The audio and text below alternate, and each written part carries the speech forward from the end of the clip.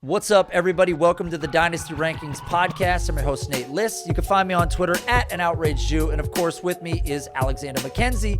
You can find him on Twitter at Jacked Up on Mountain Dew. Now, we've officially seen the closure of the first week of the NFL season. Some significant losses. I have some dynasty rosters and unfortunately had the two players that suffered the most significant injuries of the week. But even beyond them, other injuries that were incurred this week were to dynasty owners that are panicking, overreacting, overassuming, not looking at the numbers, not making, proper calculations of what may or may not be taking place. And I've seen it all over social media. I do peruse Twitter and I see like a lot of sell this guy, dump Garrett Wilson. I told you this guy was a bust, victory lap that. And it's like, guys, it's been 1 week of the NFL season, right? I mean, so I'm happy to be back. We've got a ton of data. You've got a ton of data. I've got a ton of data. We've got a number of players. Now, what I wanted to do, we're not going to talk about a lot of the guys that were great this week. There were some names of players that ascended that we could touch on quickly, like Jacoby Myers, a player that I think we had talked about a little bit this offseason who had a great game. Rashid Shaheed's a guy that we talked about that had a great game. There's been a number of guys that, Puka Nacua and these other players that played really well in week one. And as much as I want to talk about them, what you guys really want to know about is, should you be scared about Davante Adams? Should you be concerned about Antonio Gibson? There's these guys that you put a lot of draft stock into, or you traded capital for, or you're rostering currently, and you're in this position now where you don't know what to do. So we want to talk about some of the guys that underperformed this week and let you know whether you have a reason to panic or overreact, or if you should really take a step back and just take a breather, because there's better opportunity ahead. So Alexander, I stole the show there for a minute. You're prepared to deliver today? I know you've got EPA information. I know you're hot and heavy on these running backs, and I know you want to talk about that. Absolutely, yeah, no, and again, a lot of stuff's happened. A lot of more tidbits. We've been talking about these players, all off season, all preseason. I'm very excited about certain ones, and again, it's one game, so we get to get a little insight and preview of who they actually are, and then obviously the whole season kind of gives you an idea of who the player actually is versus just an idea right now. It's amazing to me, and we saw this last year, and I'm going to bring this up. It's amazing to me that we can spend the entirety of an entire offseason drafting, doing best ball, doing underdog, prepping yourself, draft guides, buying this, doing that, logging into this account, and then one game takes place in the rain. Quarterback gets hurt. Player had a lack of preseason opportunity. One fucking game, and people are ready to sell and quit and take a shit on guys. And it's like we do this every year. And the best part, and this is why I love Keep Trade Cut, because Keep Trade Cut really does sort of establish the lunacy in the rate of speed. Again, I said this to Scott Connor because he had a tweet the other day, and I said to him, he was saying, pick between Zay Jones and Drake London. And it was fairly overwhelmingly Zay Flowers at the time. My bad. Zay Flowers and Drake London. It was overwhelmingly Zay Flowers. And then I came in and I was like, well, if next week Zay Flowers is 3 for 17 and Drake London is 8 for 125 and 2, this is going to go the other direction. And then, and then over time I'm watching and it's evening out a little bit, but people seem to prefer Zay Flowers right now. But the point is, that's how quickly this can change when we're talking about players that are not established in the league. We know what Chase is. We know what Jefferson is. We know what Tyreek Hill is. I don't know what Zay Flowers is. Zay Flowers had a great first game. I don't know if Zay Flowers doesn't keep this up for his career. Drake London's been throttled by the offense that he's in, but we don't know if things change here in the future in a non-Mariota offense, now that we've got Desmond Ridder. I don't know that it's much better with Ridder, but the point is, I was to say the same guy. there's a lot of overreaction right now after 1 week. So we're going to go over some of these players. We're going to start with some of the wide receivers, then jump in to some of these running backs. But one of them that I wanted to start with right now, and obviously this is a guy that, you look on Keep Trade Cut, Currently, and I'll bring this up on the screen, currently on Keep Trade Cut, Garrett Wilson is still the wide receiver 3. I bet if I hit refresh, that's how fast this happens. Let's see if he's changed. I haven't hit refresh in a while. Nope, still number 3. Okay. Number 3. So he's still number 3, but Aaron Rodgers, Achilles tendon tear, gone for the year and probably for his career. And I do appreciate the guy that replied to the Adam Schefter tweet about Rodgers tearing his ACL. And the guy said, hey, I'm 42. I tore my Achilles tendon, and 7 months later, I was playing basketball again. And he posted a clip of himself in his driveway, sprinting back and forth across his driveway. He said he was 40. He moved like he was 50, which leads me further to believe that Rodgers doesn't come back. And I don't know why he would, right? He went into this darkness retreat, and he was really like trying to decide whether he wanted to continue playing football. He emerged from his cave after 40 days or however many days it was, smelling like peyote, and he said, yes, I want to play football again.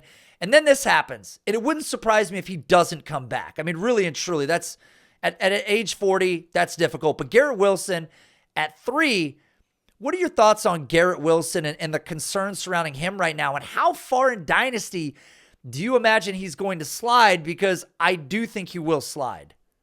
I definitely think he will slide too. I could see that it's not great because Zach Wilson obviously is just not an elite quarterback like Aaron Rodgers. And so we had done that whole video talking about how much he can affect his points per game and kind of elevate him into this sort of a elite tier player that where he is kind of right now. I think he's still an elite player by himself, but I think you are just going to see the same from last year where it's a lot of variability on what his ceiling is.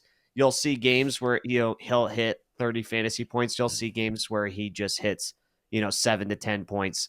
I think he still maintains a high target share in that offense. But again, Zach Wilson limits this offense unless the team kind of decides to go big and try to maybe trade for some sort of veteran quarterback before the mid-year point. But yeah, I think I could totally envision a scenario where he kind of still sits there at that top 10, and I think people kind of give him a discount based on the fact of, with the Aaron Rodgers deal. But I think recency bias will come in, and people may forget how elite Garrett Wilson is. But again, he still is an uber talented young receiver that still will flash in certain situations. But again, I think he will drop as some of these other younger players ascend with better quarterback play. It's tough, and I understand why he's going to drop, because people are going to. He's not going to drop because his talent got any worse. That's the crazy part about playing Dynasty and fantasy football. He doesn't lose his ranking because he gets worse. He loses his ranking because, exactly like you said, we said that Aaron Rodgers was going to attribute at least 4 fantasy points per game, different from other quarterbacks that he might play with. You and I did the standard deviation calculation for him, and we had him somewhere between 16.5 and 18 fantasy points per game. He ended up putting up, 14 the other night after not even really playing with Rodgers. So I think the inconsistencies that we're going to see is what's going to make him a buy in Dynasty, if you will. The nice part for the believers of Garrett Wilson is that his price is going to come down. Give him 2 weeks, give him 3 weeks. He's not going to play that well. I mean, he's actually in a really juicy spot if you're a rebuilder in the future here, right? Like if he continues to struggle a little bit, put up 12.5 points, put up 13 points, kind of fall into that Brandon Ayuk realm, he's going to become a buy, but the future is very uncertain. We talk about the Jets said, hey, no, Zach Wilson's our guy. Well, bullshit. Zach Wilson was never your guy. That's why you brought in Aaron Rodgers, right? It's like it doesn't make sense. So they could be on the horn looking for a trade. One of the names I heard brought up that I really like was Jameis Winston. That was like a name where I was like, man, that would be great. I thought Jacoby Brissett could be a name that might get a phone call. So I think there's some names that exist that could help his value more than you're going to see from a guy like Zach Wilson.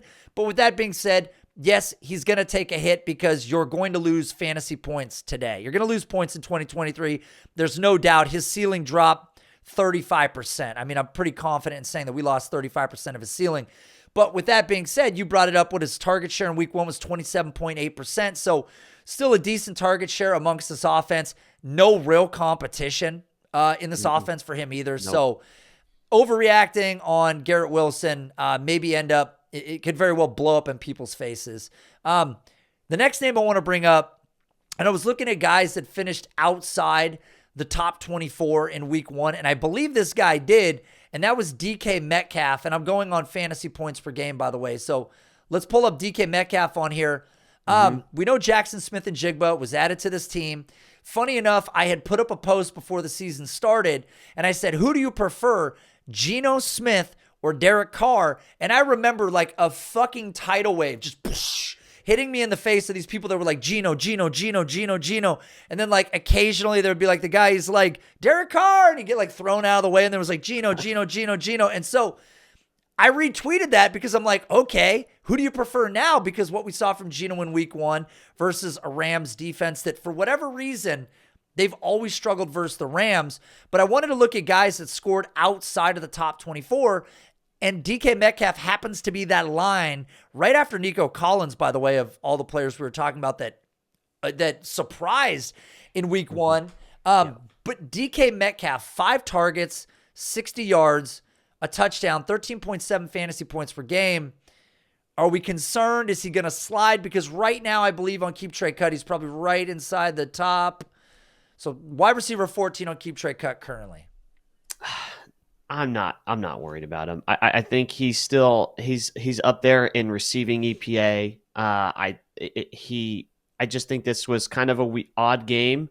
I think I'm a little concerned about maybe with Geno, but again, I think Geno had such a good year last year. If it's more of a consistent thing where the offense kind of struggles, he got the look in the red zone where his issue last year was not getting enough receiving looks in the red zone. So he has gotten at least a touchdown, and maybe that's a indication of future usage. I'm not nearly worried unless we see more games stack on top of this where this offense kind of struggles, because I have a hard time believing that they should struggle. I think did Tyler Lockett exited out with a concussion. But again, there's a lot of weapons on this offense with JSN and DK, and then Kenneth Walker, Charbonnet. So if this offense still continues to struggle, I think there'll be a little bit more of a worry. But I think this is a little bit of an overreaction. This is a 25-year-old wide receiver at 6'4" who runs a 4.3. I'm not worried. I mean, there's few guys that look like Julio Jones that are left in this league, and DK Metcalf is very much that guy. And he's already proved himself year over year in a Pete Carroll offense that for many years prior to the Tyler Lockett era and just a little bit of Doug Baldwin ever would target a guy over 100 targets. That was not a thing in the Seattle offense for many, many years under this coaching staff. And then over the last couple of years, we've seen the 115 target, Tyler Lockett, the 120. Then DK made his way to 130, the 140 range. The future is DK and Jackson Smith. That is why Jackson Smith is here. Tyler Lockett, there was always a potential for injuries. He's been so good about just falling to the ground. But you look at DK here, 27 routes run on the day, which wasn't far off of some of the other guys in the league that people like. Chris Olave was only at 32, so it's not like he was way behind these players. But a lot of the guys at the top, some of the main guys for the week, Justin Jefferson, 47, Stephon Diggs, 46. So, 15, almost 20 behind guys like that is a tough thing to palate, because if you're not running routes, you're not being targeted, so your offense needs to be on the field more often, obviously, for that to be the case. So better games ahead. This is week 1. I don't want to overreact. And DK Metcalf, only 5 targets on the day and a touchdown, but I do want to say top 11 ADOT, 15.8. So he's still being used downfield. So let's not get crazy and shovel him outside the top 20 guys. Mm-hmm. Here's one for you. How about Davante Adams? So Davante Adams, little bit of competition added. Waller leaves. Yeah. Add a guy named Jacoby Myers. Might have heard of him. Jacoby comes into town, absolutely wrecks house, and we look at Davante on the day not having quite the outing that I think people expected, while Jacoby ends the day as a top 3 fantasy scorer with 29.1 fantasy points per game. Jimmy Garoppolo and Davante Adams are better days ahead for these two. I still think that, the contract and his talent alone, I think this game, again, Denver was trying to shadow Surtain on him. He still has a top 12 receiving EPA. He's one of the best receivers in the league. I think he still maintains a very good target share. I think for Jacoby, he benefits from the fact that Adams will be having to go against number one corners, and that leaves Jacoby to go against, the number 2 or number 3 guys, whether or not they play inside or outside. But again, Adams has the ability to play inside as well. They were talking about it during the game that they were trying to move him inside to get him away from Surtain. He's still an elite receiver. I think there may be some concern about, you had mentioned the depth of target from the depth of throw for Jimmy G. So maybe that's an issue going forward. But again, I think that they are clever enough to still utilize Adams' skill set as a route runner. It may just not be as many deep targets.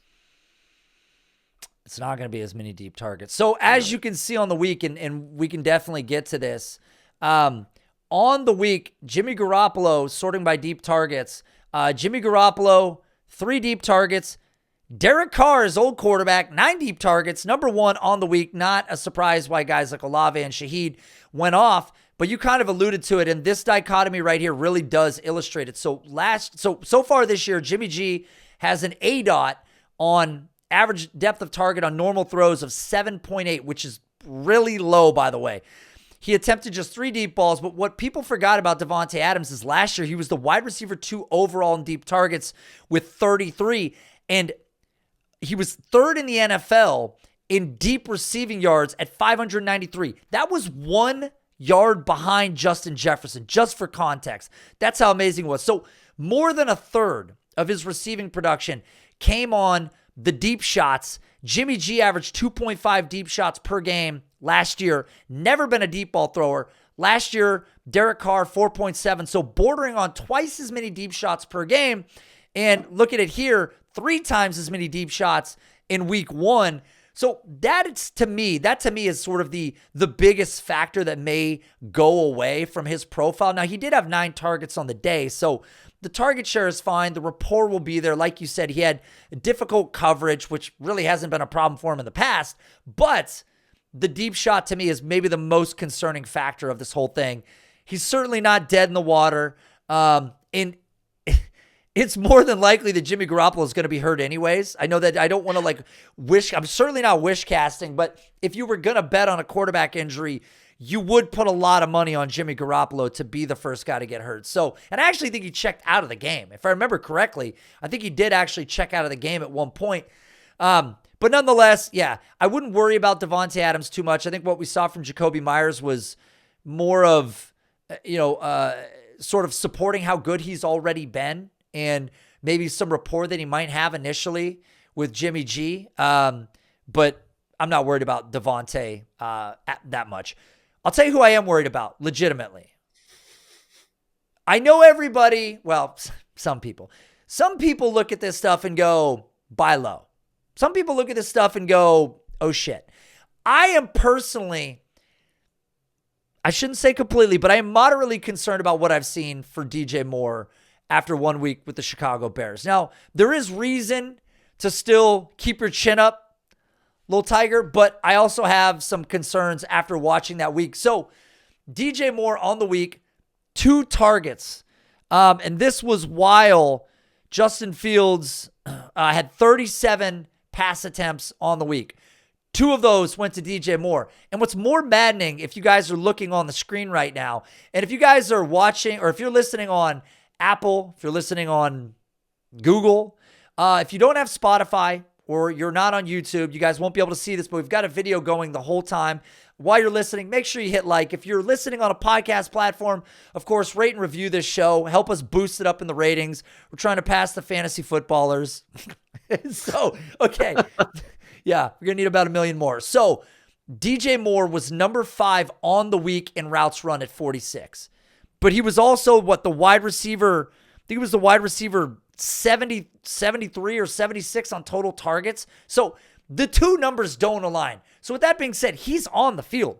He's just not being thrown to while on the field. But if I can color commentate this just a little bit, Justin Fields had the third most pressures as a quarterback on the week. 22 of his 49 dropbacks came while under pressure. The only two quarterbacks that were more pressured were Daniel Jones at 1 and Kenny Pickett at 2. The problem was I was banking on the deep shot between these two guys. I wasn't banking on the volume as much as I was banking on the deep shot. Justin Fields on the day, let's pull it up right here, 2 deep pass attempts on 37 total passing attempts. And again, DJ Moore was number 5 in total routes run. So where are you at on DJ Moore? He's on the field. The target share is not there. Are you concerned? I am concerned. I think it's an offensive line issue and also maybe a schematic issue. I think they throw maybe the team is just coaches are more aware. He had a 5% target share while Darnell Mooney had almost a 20% target share. His air yard share as well was only 12%, while Darnell Mooney's was 51%. There's concern with just how the offense looked, and then I think the offensive line play will dictate how this offense will go. If they don't give Fields enough time to throw deep shots, I don't think they're going to be able to target DJ Moore. Yeah. Oh, no, I was just going to say, so again, if you guys are looking at the screen, Justin Fields was ranked 19th quarterback overall when sorting by who the pressures were attributed to. His offensive line, 86.4% of 100% of the pressures were attributed to the offensive line. Justin Fields himself was the QB 15, 13.6% of his pressures were attributed to him. So you're definitely right. The offensive line is an immense issue here. A few guys had less than that. I mean, Jordan Love, Anthony Richardson, Deshaun Watson, Ryan Tannehill, Josh Allen, some of these guys actually had lower offensive line concerns than him. But yeah, I mean, the line is clearly an issue and was last year.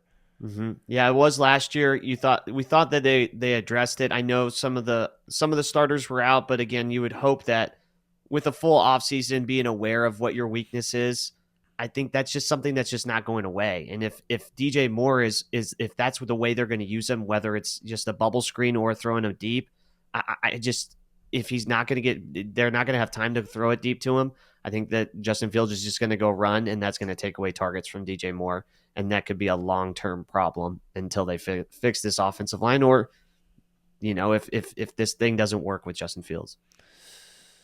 Okay, so Justin Fields currently on Keep Trade Cut. I'll pull this back up. I had it up at one point. DJ Moore, wide receiver 25. Like, does DJ Moore just keeps falling now? Like, now he's next to Deebo Samuel. That's how far he's fallen. So at this point in time, okay, let me ask you this. George Pickens or DJ Moore? They are side by side right now. Who do you prefer? Now, I know Deontay is injured. Between those two guys, are you ready to sell DJ Moore for George Pickens if you could get it? And if you're a Pickens owner, are you selling for DJ Moore?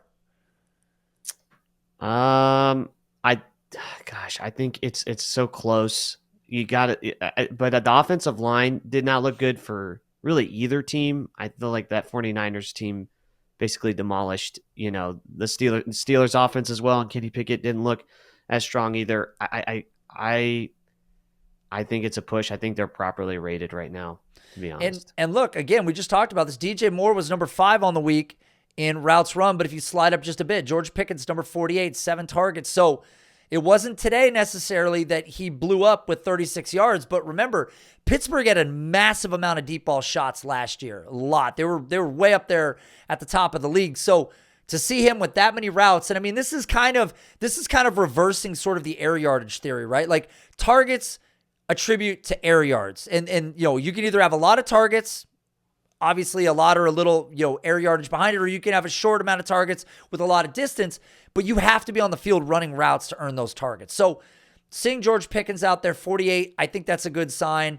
It probably is a push. I mean, if we're assuming between the two, the ascension of George Pickens could certainly pass the deficiencies of what we're seeing for DJ Moore.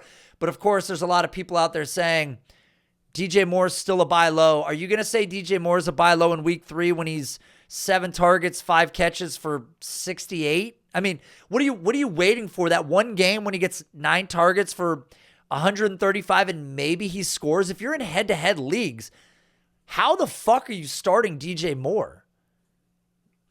I don't know how you're starting DJ Moore. I would have to wait and see until you see some sort of improvement. I know I think Tevin Jenkins was out, one of their guards, but I still think the offensive line, it's inexcusable with the draft capital they put into the team and then the other investments in free agency they made. I would have expected a little bit more of a performance that would have given us, maybe they don't win the game, but maybe it gives us a little bit more a brighter look at this offense. For right now, it just does not look great. It looks like it's the same offense from last year, but now DJ Moore's on it. It does. It does. It does. It does. It's not good. I agree. It's not good. All right, let's jump to another name. How about Treylon Burks? So Treylon Burks is a guy that there was a lot of buzz about, a lot of hype. Again, I'm sorted by routes run right here. He was number 21 in routes run on the week at 37, but he only saw 3 total targets. Again, looking at some of the guys next to him, Devonta Smith, the exact same amount of routes run, saw 10 targets. Amon-Ra St. Brown, less routes run, 8 targets. DeAndre Hopkins, teammate, less routes run, 12 targets. 4 times as many targets to DeAndre Hopkins. I know Ryan Tannehill stunk. Are you concerned at all about Treylon Burks? And if so, I mean, it's been a lot of almost what we saw with Rashad Bateman over the years. There's a lot of sort of faith in the masses behind him, what we saw coming out of college, his athleticism, what the potential could be, low volume passing offense. And despite all these indicators, we continue in the face of adversity. People are still saying, no, double down, triple down, quadruple down. And it's like, I like Treylon Burks. I think he's young enough. I think the potential's there. But they brought in an aged DeAndre Hopkins, and he's murdering on target share. And we talked about this in the offseason. Are you going to have to wait for a quarterback change or a significant injury to DeAndre Hopkins for him to get his chance? And if that is the case, was he ever really the target earner that people thought he could be? I think coming out, we all love the size speed that Treylon Burks was, right? And you alluded to it already.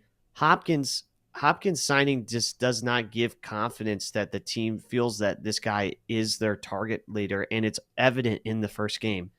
I mean, Hopkins had a 40%, almost a 40% target share, while Treylon Burks almost had 10.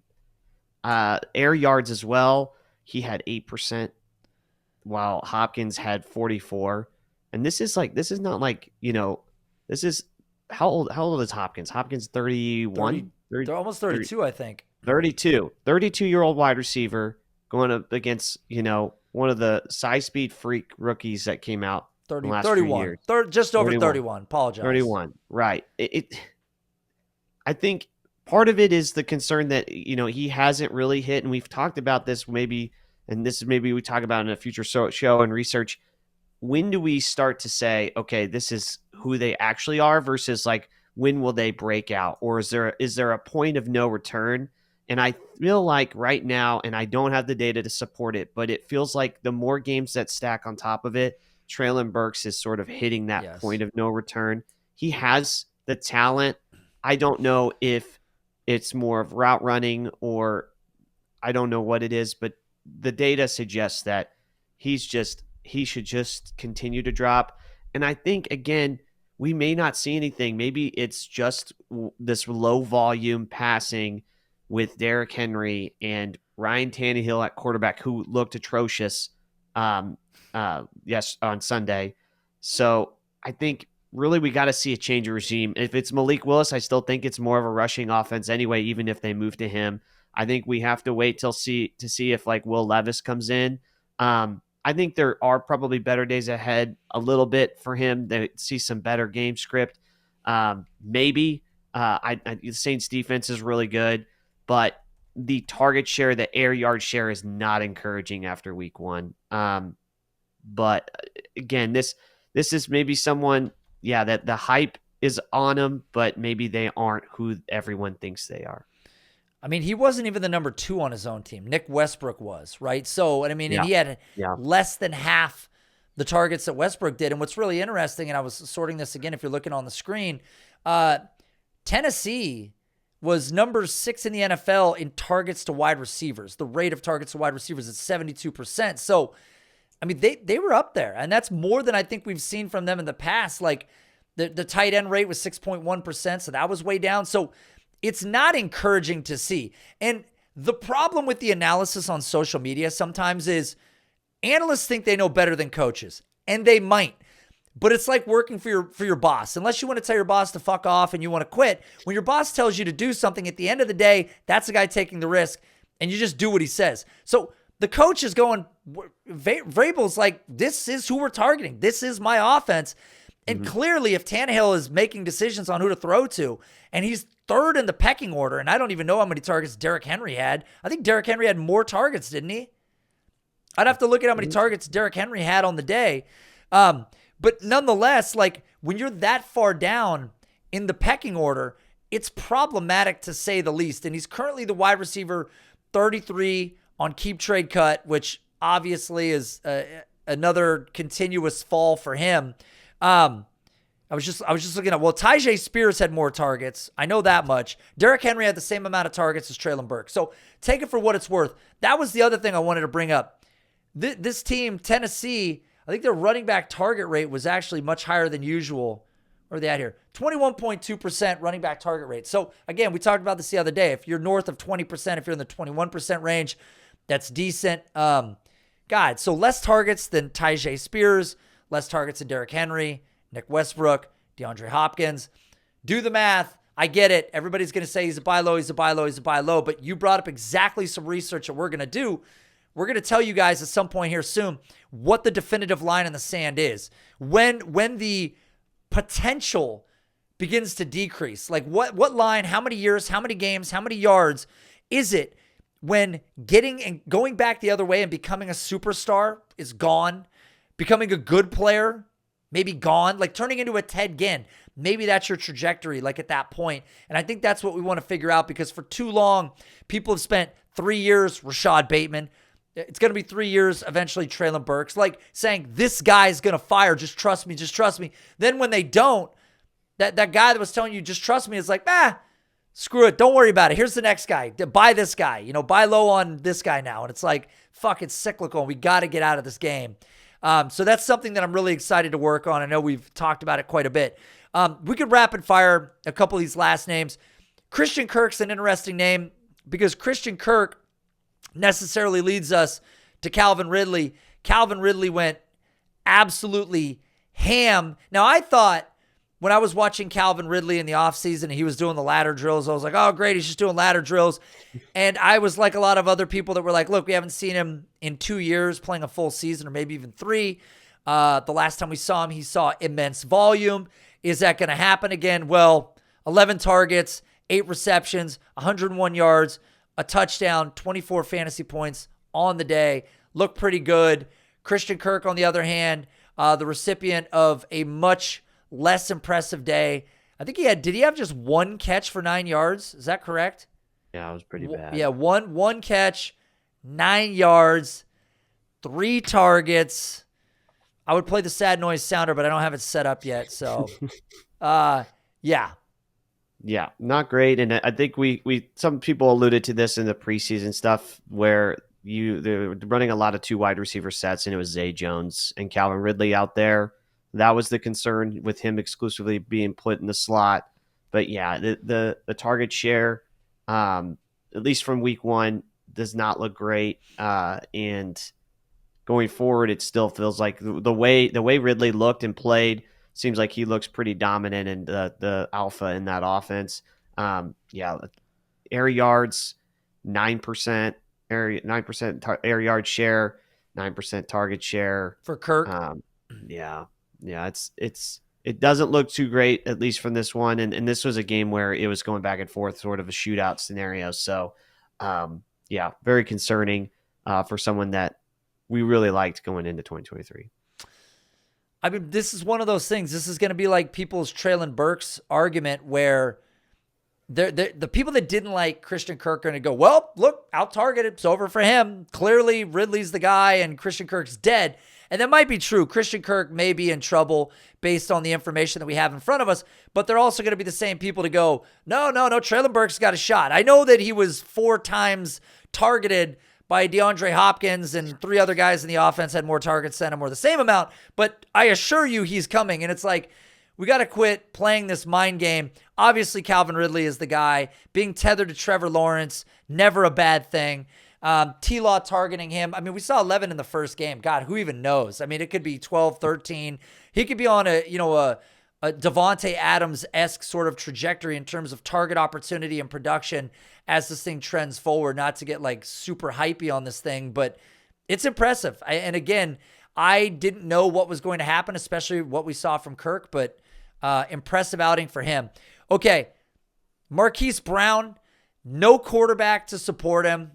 I mean, Marquise Brown was a guy that a lot of people were higher on going into the year, but obviously without Kyler Murray and the situation in that offense, he's just falling downward. So he's the wide receiver 40 currently on Keep Trade Cut, right next to Christian Kirk, right next to Elijah Moore, Mike Williams. What are you doing with Marquise Brown? I think Marquise Brown is somebody that you maybe potentially want to buy because he played extremely well with Kyler Murray. I know there's been talks about Kyler. I know it's either traded or they're trying to go for Caleb Williams, whatever. There's talks that Kyler comes back and then Marquise could have a better second half of the season with Kyler where he was a monster. But I think this is more indicative of the fact that they just don't have anybody at quarterback. And this is what you're going to have to deal with until Kyler comes back. To me, it feels like it's one of those situations you buy a guy like this. Again, maybe wait till he goes a little bit lower because he will still continue to slide. Players like where's he at now? Sorry. So yeah, I was just looking at, so he's a wide receiver 40 on Keep Trade Cut, and I wanted to sort in the rookie pick. Mm-hmm. So wide receiver 40, let's go back down there and see. So he's the equivalent of a 2024 early second right now. Yeah, and he's what, 26? He is 26 and 100 days. 26 and 100 days. So yeah, I think he's a buy low for me. I think if he gets tied to Kyler and he does pretty well, I can see a scenario where they potentially give him an extension or his skill set gets to go to somewhere else. He's not gonna. He's an efficient receiver. He had his ups and downs with the Lamar Jackson offense, but I think better days are ahead. I don't think this is indicative of his play. I think this is more indicative of the quarterback play. How much are you gonna love him if they extend him and his quarterback is Caleb Williams? I mean, now before you answer, how much are you gonna love him if he's now playing second fiddle to Marvin Harrison Jr.? I still kind of like him. We're going to play this game where being the number 2 in the offense is a good thing still. It's fine. Listen. Yeah, no, but yeah, I think maybe number 2, you're not paying the premium that he's worth, but I think that's the risk that you kind of play with here is like anything can happen with these draft picks. These teams could try to win for some reason, It's pretty evident that maybe the Cardinals are trying to lose, but who knows? Kyler comes in, they all of a sudden start trying to win, and they already have that early round draft, 2 early round draft picks potentially, and they just try to build around Kyler again. I mean, I would imagine that he can go anywhere he wants to go. The league has shown us year over year over year that fast wide receivers that can deliver, and Marquise Brown is 100% that guy. Mm-hmm. Those guys are sought after assets in the league. They continue to be drafted. So it wouldn't shock me at all if one of these teams that's been again, look at what Tyreek Hill just did. I'm not saying they're the same guy, but like somebody that can take the top off of a defense and can really produce with opportunity, that's Marquise Brown 100%. So again, I think the 2024 second, I think it was early. Is that what we saw? Yeah. Listen, I don't know necessarily who ends up there. We don't know how good they're going to be. Look at this wide receiver class. Look at historical ones. Not always great. I mean, again, it's like saying if we went back a year, that'd be like Marquise Brown or Marvin Mims. Yep. I mean, I might still prefer Marquise Brown in that case, potentially. I like Mims, but look, nobody's on the field right now. We're kind of witnessing what's playing out. So, okay, I want to rotate to some running backs real quick. We'll kind of fire through a couple of these players here just to cut through it. How about Derrick Henry? First week of the year, I think Derrick Henry kind of got off to a slower start than people thought. And the other big news was how many snaps Tyjae Spears was seeing in that offense. What was your take on Derrick Henry after week one? I was a little concerning with the 48% snap share. He had a negative rushing EPA, but I think the Saints just knew they were going to run through it. I think this is on a little bit. This is more on the quarterback. Like he couldn't pass. He was just not looking very, very good as a passer, Ryan Tannehill, and still averaged 4.2 yards per carry. Had some use in the receiving game, which was somewhat encouraging. But I think it's a little concerning that it's a 48% snap share and Tyjae Spears is getting some work in there. But again, it could be just because they went in panic mode and they were just trying to play catch up here. And maybe Derrick Henry's just one of these. If they have a lead, they just run with him instead of a guy that they just pound the rock to. Well, I mean, yeah, and Derrick Henry's obviously not the youngest guy there is, but where do we have Derrick Henry on here? Derrick Henry's 16. Let's see here. So rush attempts. Yeah, I mean, it's not a surprise. Derrick Henry has been one of these guys in Dynasty where he's kind of lingered for a while, and I would be interested to see like what happens to him over the next handful of weeks if he does underperform or he does lose opportunity. Derrick Henry currently the RB17 on Keep Trade Cut, and Derrick Henry is how many years old? Let's look at this real quick. 29.7 years old, which on any planet, anywhere in the universe is an old running back. Well, you know what? Maybe if the days are shorter on another planet and maybe gravity isn't weighing as heavy on the body potentially. Maybe there's a Derrick Henry on another planet that's going to play to like 850 years old, but I don't think that's going to happen on this planet. So, like you said, the efficiency, game script, I mean, it's so his game script has always been so dependent. Derrick Henry can have a bad game and then he can rip off a 200-yard game tomorrow, right? So we know that that's 100% in his profile, but I think it does, speak volumes to a guy like Tyjae Spears who saw some opportunity, was on the field right here. 3 for 27, looked bursty. We knew he was bursty coming out of college, despite the fact that apparently he has no ACLs, I think was the story. Didn't know that was a thing, but I guess it is a thing. I guess. Yeah, apparently so. Okay, rolling through this. How about Khalil Herbert? Because Khalil Herbert, now we did some analysis in the preseason. Roschon Johnson, I know Cody Carpentier was big-time Roschon Johnson fan, but there was so many reasons to love a guy like Roschon. If you liked a guy like Josh Jacobs, if you like the brutality that a guy like Alvin Kamara brought to the game, then there was something special about what Roschon Johnson brought. And people cited Roschon Johnson's lack of receiving. Well, he played with Bijan Robinson, but one big factor was when you looked at his targets per route run in college, it was higher than Bijan. He was actually being targeted while on the field. So some of those things you have to take with a grain of salt, but it revealed itself this past week, and Roschon looks like he's running away with the job as expected. Khalil Herbert truthers. What are your thoughts on Khalil Herbert and the Roschon Johnson situation? I'm very concerned. If you're a Khalil Herbert owner, you should be very concerned about Roschon Johnson. I thought that a big fan of Roschon coming into this season, as some of the metrics that we had already talked about. His yards created after contact. Again, his yards his targets per route run.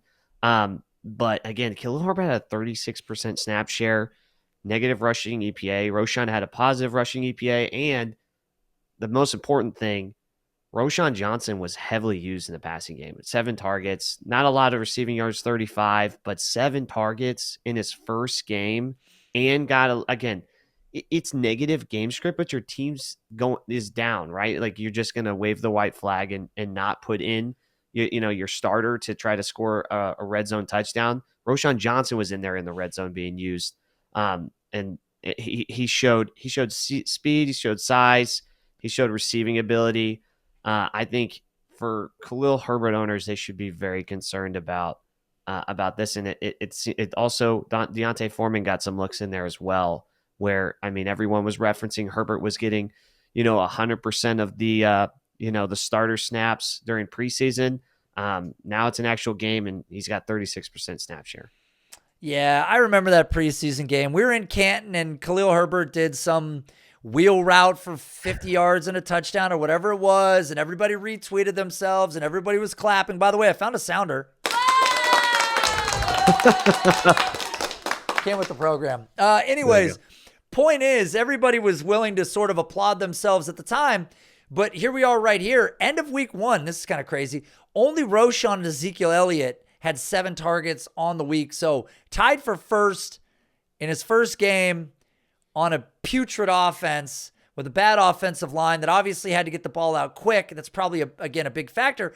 And I don't see that not being a factor in the future either, by the way, because this is clearly an offense that's got problems. 16 total targets at the position, which, again, tied with New England. So the Bears had tied for first in running back target rate. 44.4% of their total targets went to the running back position. Amazing. That's incredible. 13 wide receiver targets. That's better than the 5 that Atlanta had, by the way. People are like, why aren't we talking about Drake London? Okay. Obviously, there's concerns with Drake London. All right. Antonio Gibson, speaking of concerns, what the fuck happened with Antonio Gibson? I thought he was supposed to be the prince that was promised. I think he fumbled in this game, and it's been a consistent problem, especially the year that he was given a full workload, and there was a ton of hype going with him. In a vacuum, talent-wise, Antonio Gibson has the talent to be, a top 5 at the position. It just seems like he's not, switching between receiver and running back during his time in college. It doesn't seem like he's like the best pure rusher, and it's pretty evident by the team on how they use him. I think the fumble, basically, they're like, we're not even dealing with this. We know that what you historically that you have with fumbles, whether it's rushing or on punt returns and stuff like that. 19 carries for Brian Robinson does not spell really well for the future of Antonio Gibson in Washington. With only 3 rushes for 9 yards, it's a big yikes here. I'm not sure. I'm not sure what to do with him going forward. I think your best hope is that, another team maybe sees his ability and he goes to another team. But again, he's hitting up there in age. We've got enough data to know kind of what Antonio Gibson is. And I think what Washington sees in him, other teams will see in him, and they'll use him the same way because they know who he is as a player. Pretty sad. His college production was not vast, by the way. Like, he was ushered into the upper echelon of running back potential because of the athleticism, because he was fast, because he was bursty, and he had these things. But sometimes those don't align. Sometimes they don't manifest themselves, and he's been doghoused, and he's underwhelmed, and he's been drafted around. And as I showed you here, Chris Rodriguez, same amount of carries in the game. Obviously, you alluded to the fumble, which is noted right here. Got a fumble grade. I don't know. Why do you grade a fumble? How are they grading fumbles? Like, oh, that was an egregious fumble. Maybe it's how like well if you they get protect the punched ball? out or how well, yeah. Yeah, but look, these guys didn't get 100%. They didn't fumble. I don't know. We gotta talk to PFF. Talk to PFF, see what they say. Feels like it should be 100 or 0. Really could be just binary. Did he fumble? Yes. That's not good. So yeah, I think that there's some cause for concern. Also that Chris Rodriguez kind of hype coming into the year, sort of his profile coming out of college was impressive as well. So not the athlete, but yes, you're right. You would hope Antonio Gibson goes somewhere. Again, you hope the Baltimore Ravens are on the phone right now after the J.K. Dobbins injury, and they're like, look, send us Antonio Gibson, because Dobbins was seeing some targets too in that game. Kind of they were doing what we hadn't seen in the past from that offense. I can pull it up right here. I think Baltimore. Yeah, there you go. Baltimore. Hold on. They're on the low end there. But anyways, Baltimore, I think they were at 14.3%, but I think a lot of them were to Dobbins. But the point is, the opportunity could be there for a guy like Antonio Gibson to a team like that. So yes, that does exist, that he could go somewhere. But while he's in Washington, not good. It's not good at all. Not good. I think, again, like that I didn't even think about that, man. Him on the Ravens, if he just doesn't fumble the ball. I think teams really do prioritize that, because I mean, it's a turnover, right? You lose that entire possession. It could be that they think negatively because of those turnovers. He could just be blackballed by all these teams. I mean, Antonio Gibson could also just be an absolute bonehead on the field too. I mean, it's possible that he's just not.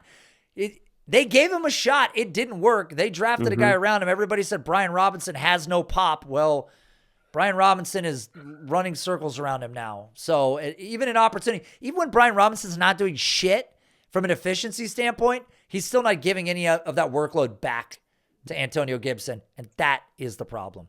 Yeah, that's the concern, because Brian Robinson, he's a big back, but again, he's not super efficient. But the whole sell on Antonio Gibson with Brian Robinson was the use of the receiving game.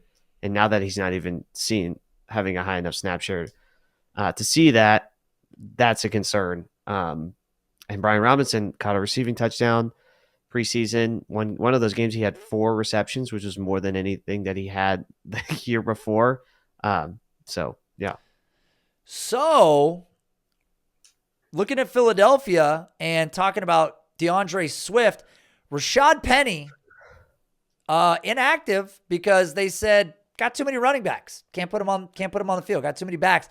I thought he was one of the best pure runners in the league. He is a good runner. Clearly, the contracts are being ignored. There's a lot of guys that were like, he's going to be an RB1 this year, this, and this. The contracts are really, really important. DAndre Swift, on the other hand, I remember seeing some guys that were doing some ballsy trades.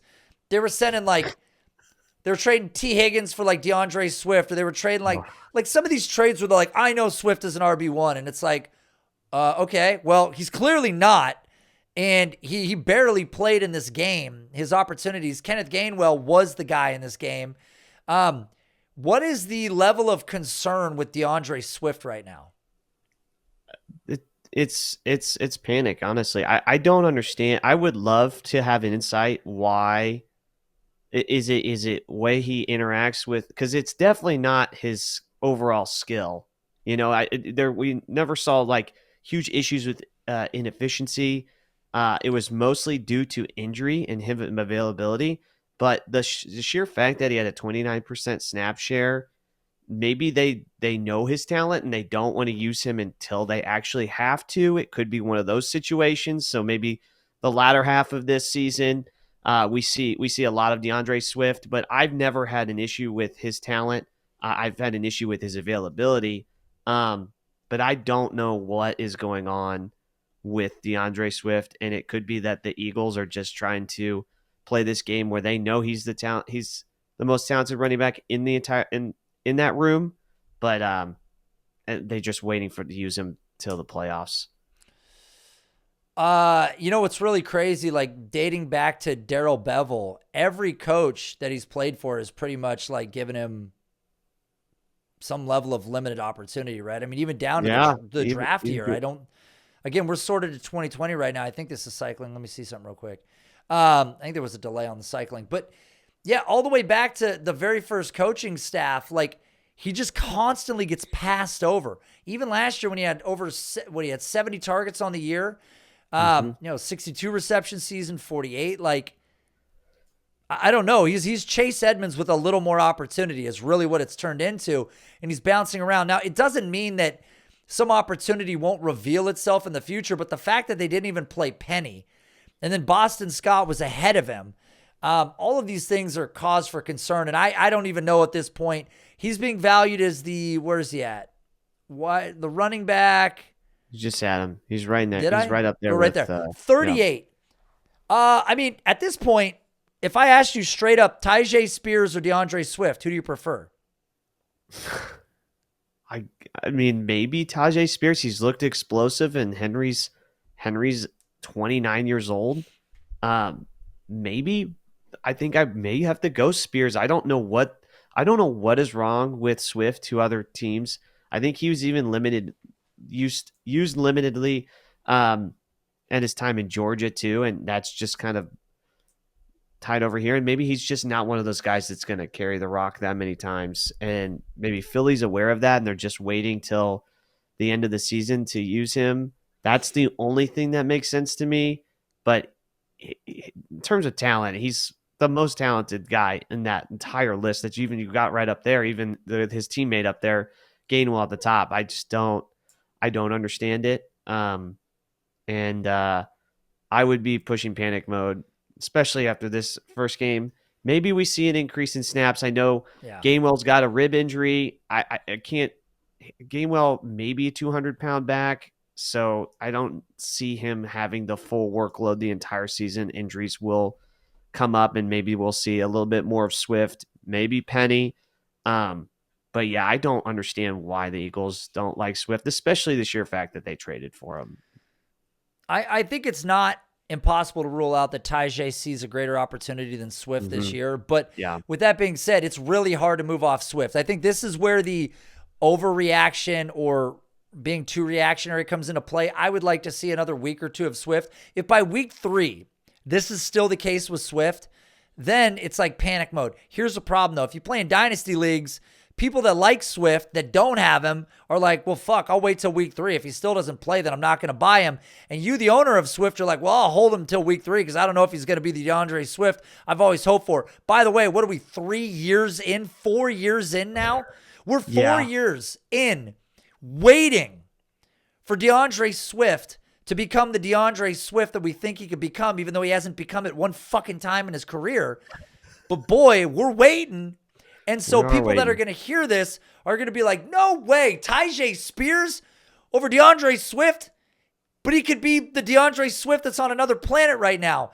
And he's just not in the fucking NFL becoming that guy yet. So I love Swift, and he's so hard to quit. I get it. Especially now at the price tag of the RB40. I get it. If you guys traded a mid-second, a late second for him, and you're holding, and you're like, I just want to see. I understand if you want to hold. I think that Swift has opportunity even beyond this offense. Like, I think he's a great pass catcher. That role is necessary in the league. So I don't think he's going to go away. My concern, though, as we talked about the receivers, is that maybe he becomes more Chase Edmonds than sort of a future runner that we had hoped for. Maybe he's never a 150 carry, 80 target guy. Maybe he's a 65 carry, 75 target, 65 target guy, which is great for flex options and has value, but maybe he's just never the player that we wanted him to be. And that's a realistic potential outcome, despite the fact that, again, people are so goddamn delusional about this stuff that in year 4, they're still just in disbelief that this could be possible. All right, rapid fire through a few, but I know this is one that you want to talk about. Cam Akers, Kyren Williams, the Rams, they beat the Seahawks. And Kyren Williams got a lot of opportunity. 65% snap share for Kyren Williams. A lot of carries for Cam Akers, though, by the way. A lot of carries, but he was extremely inefficient with it. It could be just the situation in which, Akers was getting the carries versus Kyren, but Kyren was getting the red zone usage, and he ran more routes. I'm concerned about Cam Akers. I know there has been talk about how the team has liked Kyren. I liked Kyren before he went to the combine and was a sub athlete. And so we were kind of talking about pre-show is like examples of these kind of players. But if he's going to get the opportunity, this is a starting running back on a Sean McVay offense that got a lot of red zone. He had 2 touchdowns, but you guys need to remember, if you go back and watch, he got dropped on the 1 yard line. I think maybe Akers or they tried to do something else, but if he would have ran in, he got stopped at the 1. That would have been 3 touchdowns. Imagine the explosion that people would be going crazy over Kyren. I'm very concerned about Cam Akers. Again, 22 carries, but he's extremely, extremely inefficient. I think it's like it's this class, man.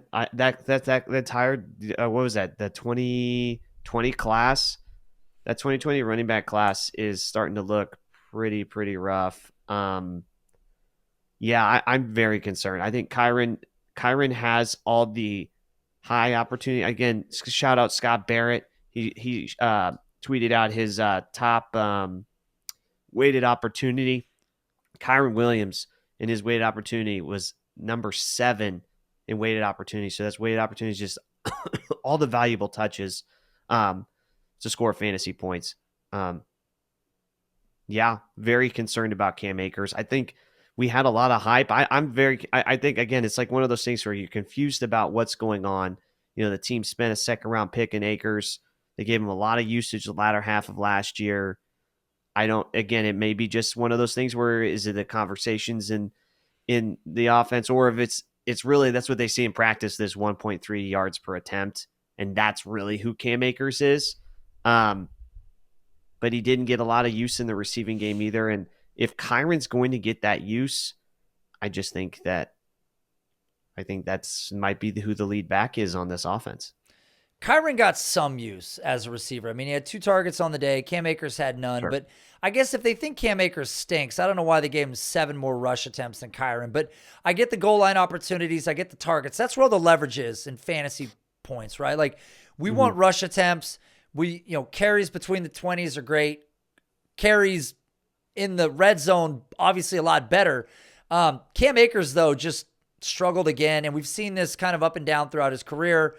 Again, if McVay believes that he can get more out of Kyron than he can out of Cam, I am slightly in disbelief of that. I just don't think that he's the athlete. I think that we're going to see Kyron probably underperform. Again, this is 1 week. I don't know how good the Seattle defense actually is. Obviously, against the run, it was decent. I mean, they gave up some touchdowns because Stafford was unbelievable as a passer. Like, the guy was incredible, renaissance performance, which is crazy. I thought the secondary was supposed to be much better. But so they did reasonably well against the run. But again, what is Cam Akers? Again, he's got 2 years on his deal. I think Kyron's got 2 years because I think he was drafted the year after. So there's some similarity in the length of time that these two players have. Wouldn't surprise me if Cam Akers keeps trending this direction, if in 2024, neither of these are the guys in this backfield could completely move on. So, okay, we did a video about this. Rachaad White, the good and the bad. Lay it out. All right, well, so the good, 79% snap share. He had 17 carries. I don't know. I can't remember his use in the passing game. I don't think he got crazy 2 targets, use that 2 catches. 2 targets, yeah. So it wasn't anything special. But the use and the snap share, I think that's the positive is the snap share. Almost an 80% snap share. For reference, Josh Jacobs had 80% snap share. Both same situation, really inefficient with the carries that they got. But I mean, in comparison to Sean Tucker, at least for right now, I mean, yeah, the 2.3 yards per attempt is not great. But the usage was there. I think maybe it's one of those situations. Again, that was one of the concerns, was what does this offense look like with Baker Mayfield? It's not Tom Brady, obviously. So how efficient is this offense going to be, and how likely are they going to be in the red zone? And how good is the passing game going to be, to the point where is there going to be enough room to put Rachaad White in the passing game, or if it's just going to be Mike Williams and Chris Godwin helping Baker Mayfield move down the field? I think it's positive that the team is giving him the usage, and I think we need more data to kind of see. But it's not like these other guys where the team is already showing you that they're not giving him enough touches. I think an 80% snap share, almost an 80% snap share, is fantastic. Yeah. But again, who knows how efficient this offense is, or if it's just that Rachaad White is just not as efficient as we want. But the use is there. I think more data will show us. I think guys like Akers, Swift, the concerns with them, we have years of information of what we know about these guys, versus like Rachaad White, we had 1 year where he's splitting with Leonard Fournette. Now he's got the whole thing to himself. Team's already given him almost an 80% snap share. Let's see what we get from him by halfway, and then we can kind of make more of an assessment of what he actually is. Yeah, I think that's a fair way to put it. Obviously, we put a lot of stock into him. And one thing about our advocation for a guy like Rachaad White is the opportunity was there. The team did absolutely nothing in the offseason to add competition. I like Sean Tucker. I got an immense amount of Sean Tucker comments in the YouTube comments about how he was going to steal the job. This guy was so much better. And it's like, I think you guys forget how hard it actually is. Like the Isaiah Pacheco thing, the running back that comes out of nowhere and steals the incumbent's job, not that easy to do. And Rachaad White is incredibly athletic, has an incredible pass-catching upside. So I need to see more. It's 1 week. And again, this is why I'm saying, like with Cam Akers, is it real? Is it not? Let's wait another week. With, who was it? DAndre Swift. Same story. Probably wait a little bit. But yeah, Baker Mayfield in week 1, 4 targets to the running back position, 12.5%, which, if I'm not mistaken, is the 6th lowest in the league in week 1. 32 total passing targets. That was about middle of the league.